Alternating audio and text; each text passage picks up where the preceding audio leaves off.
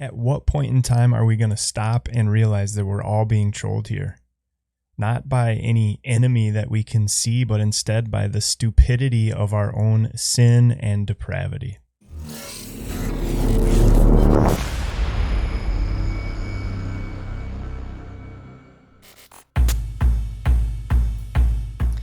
Hey pilgrims, welcome back to another episode of Discerning the Disturbing.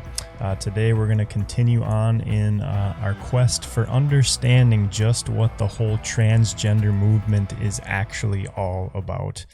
This is a story that's coming to us from north of our American border in Canada, Ontario to be exact. And we have a school that's dealing with a controversy that they didn't bring upon themselves, but one that because of some of their policies and outlandish stances that they've taken in the woke, progressive ideology world in which we live, they've kind of painted themselves into a corner and aren't quite sure what to do about it.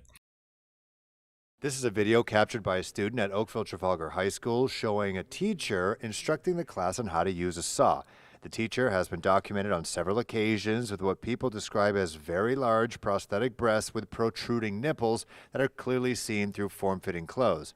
The teacher's appearance has been the subject of reports from the New York Post and network news in the States. Students tell CHCH that this is a constant topic in class. The entire school. Like every single class that I'm in, the teacher is like the topic. Like it's I don't know, like, and obviously the teachers have no say over it. It's just I'll be walking in the hallways and I'll see her walking around. It's kind of discomforting to be in a school environment with that. The Halton District School Board says they're not taking any action against the teacher, saying they want to create a safe learning environment and, quote, ensure a safe and inclusive environment for all students, staff, and the community, regardless of their race, age, ability, sex, gender identity, gender expression, sexual orientation, ethnicity, religion, cultural observance, socioeconomic circumstances, or body type or size. Adding that, quote, gender identity and gender expression are protected grounds under the Ontario Human Rights Code, a statement that students say contradicts the school's own dress code that they have to follow. It's ridiculous. Why? I think it violates the dress code completely, and it's completely inappropriate. The thing is, in the dress code for HCSB, like, it says you need to wear opaque clothing. There are pictures even of the teacher where you can completely see her nipples, Everything. even the color of, like, you can see the color, you can see the shape. It's ridiculous.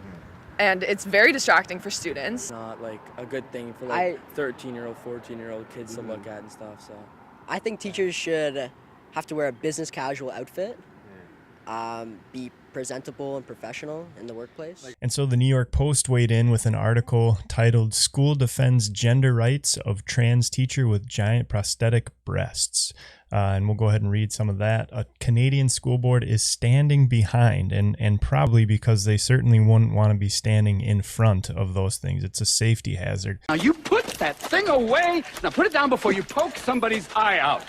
But anyway, they're standing behind a trans teacher who sparked protest after turning up to classes with clownish, giant prosthetic breasts. And that seems to be the issue, right? Not only is this teacher walking out some strange and weird transgender identity, but he's also doing it in almost a clownish fashion. Most people are just like thinking, is this a joke?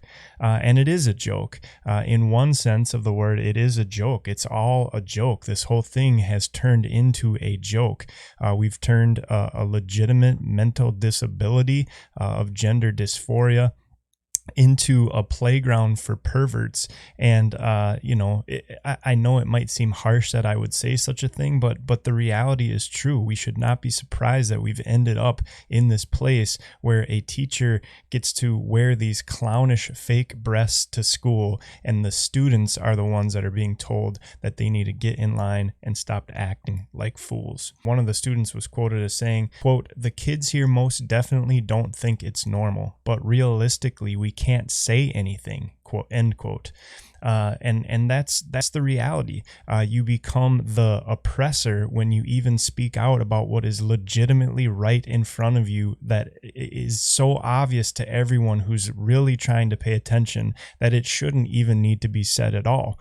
But if something is said, people who say what is an obvious truth are the ones that are being accused of being bullies. The Halton School District Board Chair Margot Shuttlesworth also confirmed there have already been protests and angry complaints from parents and students alike. And as the video talked about, you have girls that are confused about how this could go on, that the type of clothes that this teacher is wearing are not advantageous, or they're not in line with what the policy is for what the students can even wear. And yet the school is so scared to say anything or do anything out of fear that they would somehow be considered transphobic. The board was creating a safety plan, not for the students in this situation, but they're creating the safety plan for the teacher to make sure that she is protected and can continue leading classes amid the protest. That's directly from the board chair. And so what we see here is, once again, you have a protected class of people that can literally do whatever they want. Excuse me, ma'am. No porn at the bar. Oh, it's okay. I'm transgender. Oh, I had no idea. Do whatever you want all the time. Because they are a protected class. Rules don't apply to them. Basic decency doesn't have to apply to them because they're protected. If you say anything about them, you are now a transphobe, and you are the victimizer, and they are once again the victim. Employment lawyer Sanari Chandri disagreed with the school's stance, telling the Toronto paper that supporting such unprofessional attire was in fact, quote, creating a wedge, end quote, in gender rights. She went on to say it's clownish of the teacher's image. It seems sexist to me because the exaggerated nature of these breasts with nipples protruding.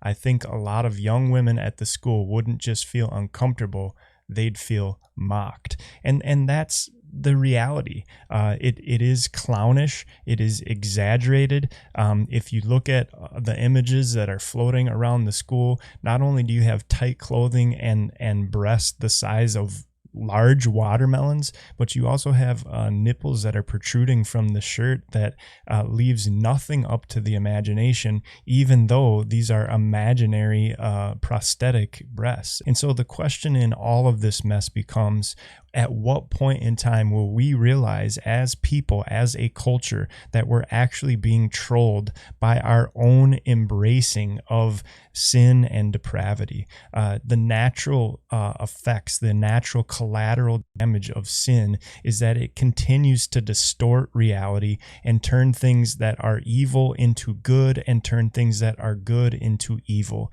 It is good, it is right for the students in this school to be uncomfortable with a man coming to school dressed in ginormous fake breasts with nipples protruding from the shirt and feel uncomfortable. That is absolutely normal. What is not normal is the teacher being able to do this without something being said. That is not normal. And yet here we have another situation because of woke ideologies that now the school is left to protect the teacher at the detriment of the students who are there to try and learn.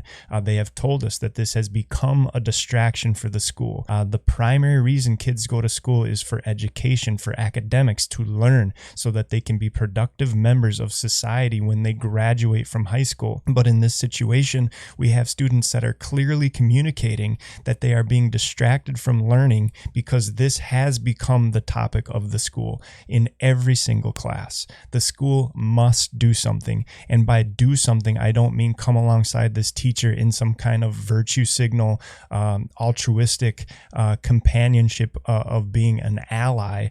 They need to do something like say, hey, this is inappropriate. You can do what you want to do in your own time when you're away from the school, but when you come here, we expect you to act professionally or you will be held accountable accordingly. But that's the world in which we live. We have created this world. We have created this mess. Unfortunately, we are going to be forced to live in it unless people legitimately rise up and say, you know what, enough is enough. And so why do we share this? Well, it's disturbing, and we are trying to discern the disturbing. Even though this happened in Canada in this situation, we've seen it play out at Penn State. We've seen it play out in other areas in our own country. And at some point in time, we have to just say, you know what? Enough's enough. Remember, there's a perishing world out there. So we must do our part to ensure that they're hearing the truth. God bless you, pilgrims, and stay pugnacious.